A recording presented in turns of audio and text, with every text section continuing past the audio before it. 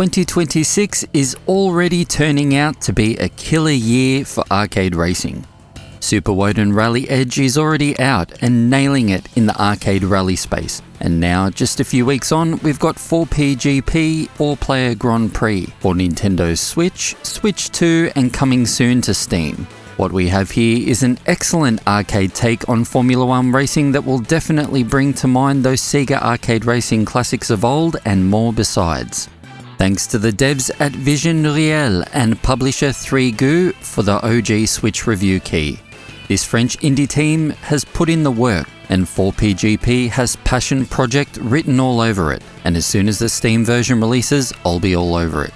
But enough of that, let's get on with it.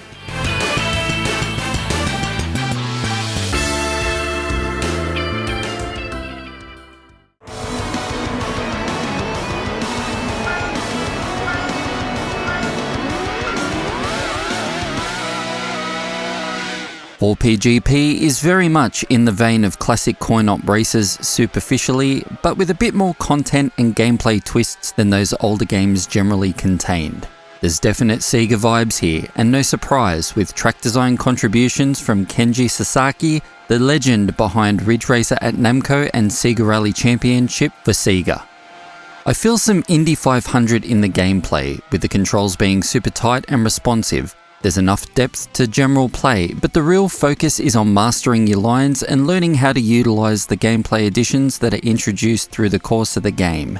And you've got some work to do, because 4PGP starts off pretty damn tough.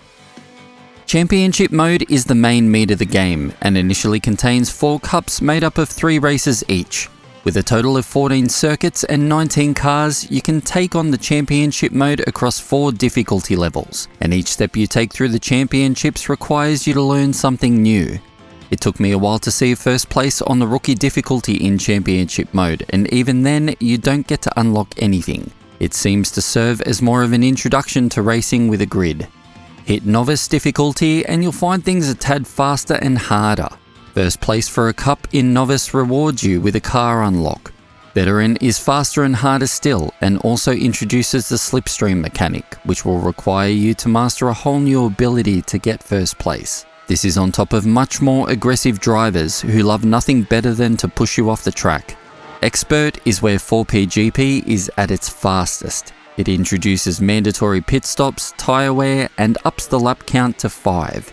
This is also where the AI drivers are at their peak.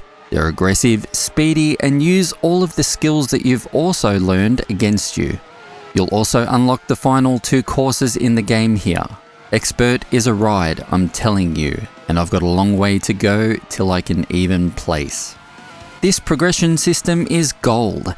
I've had my medal tested, lost my fair share of races and cups, but ultimately I keep getting better. And that's the amazing thing about 4PGP. It starts off relatively accessible and fun before really taking its gloves off and offering you the ultimate challenge.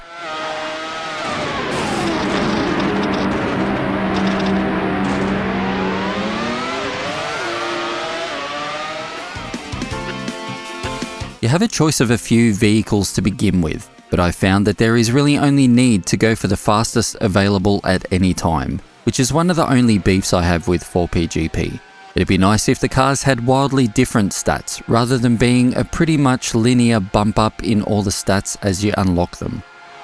I've been jumping into time trials to learn the tracks, and then quick races to get a feel for the AI and see where they go and how they behave on track. And I find that prepares me well enough for a few goes at a cup before I can consistently beat it.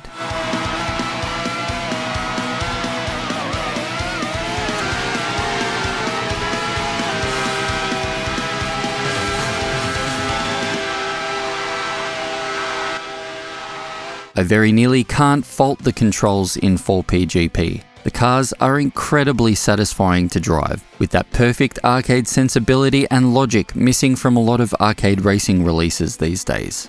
I like the pit stop mechanic too, and how it feeds into the turbo mechanic and becomes indispensable later on. Veer across into the pit lanes and you'll get a little timer pop up. Hit the turbo button within the green window and you'll be rewarded with a full boost refill and later on repairs. Mess it up, however, and prepare to lose a few places, since the pit lane slows you down a bit. This green little window also gets smaller as the difficulty progresses.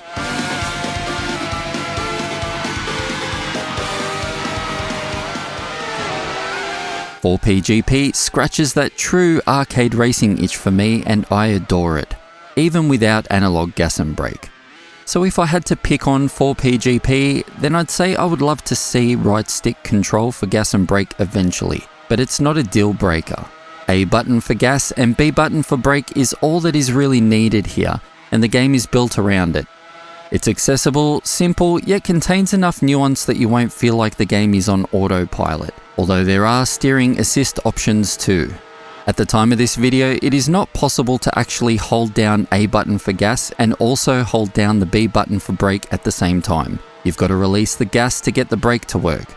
It tripped me up for about an hour until I got used to it, and I hope that it gets some consideration down the line, but now it's second nature to me. Speaking of control options, especially leading up to the Steam release, I think analog gas and brake, along with steering wheel support, would be a smart move. It'll open the game up to a wider audience. Some people won't play without a wheel, and some people won't play without analog gas and brake, so I'd work on adding those in to cover all bases.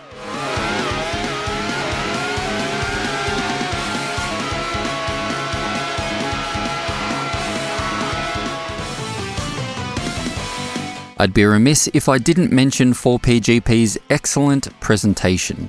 I'm kind of floored that the game runs so well and looks as sharp as it does on the original Switch. What you get here is a flawless 1080p 60 in single player mode and 720p 60 in handheld mode, and it really adds to that true arcade feel. We're looking at something akin to Sega Model 2 and Model 3, but with higher polygon counts in areas like the car models. And in all honesty, I will take this over photorealism any day of the week. Give me those hyper-real colours and sunny blue skies at 60 frames per second and I'm one happy boy. If you're playing it on the Switch too, you get 4K at 60 frames per second or 1080p at 120 frames per second. Here it is running in the trailer and it is stunning.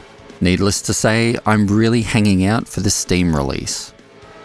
I haven't had a chance to try out the local multiplayer, which is in the very name of the game, but I'm not a multiplayer guy generally. So if it's something you're after on the Switch, then this little snippet from the Attract mode looks like it runs well enough on the original Switch.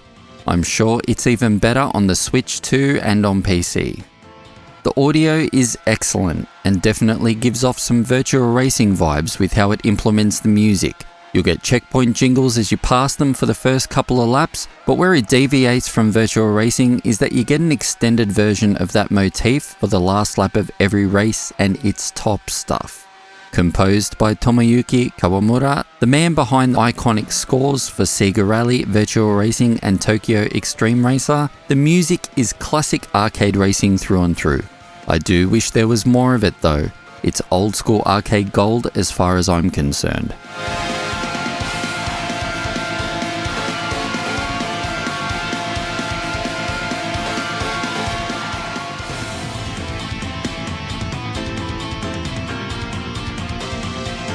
I'm a pretty tough critic when it comes to old school arcade racing handling and vibes, and 4PGP has me hook, line and sinker. It doesn't have the track and car count of some other games out there, but it's a different beast altogether. The progression throughout the championship mode and the piecemeal way that the gameplay techniques are handed out completely make up for it. The challenge level is high and it'll take some time to unlock all of the cars and the final 2 circuits. I'm gonna be at it a while myself.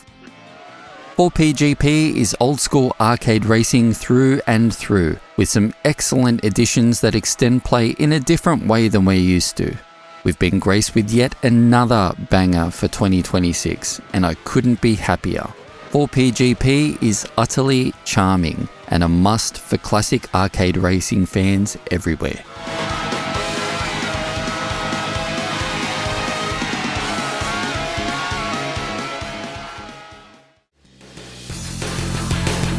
So there you have it, 4PGP for the Nintendo Switch. I hope you've enjoyed this review of what is yet another must-buy for us arcade racing nuts. Let me know in the comments if this looks like your kind of thing. This video is possible in part thanks to my amazing ARC supporters. An extra special shout out goes out to NoMooreMercy and Laro Malode. Thank you all. Like, subscribe, share, and sign up for notifications. It really does help me bring you as much ARC content as I can. And perhaps consider becoming an ARC supporter channel member yourself. Perks for supporters you'll find in the description of this video. Thank you all for watching, and I'll see you in the next one.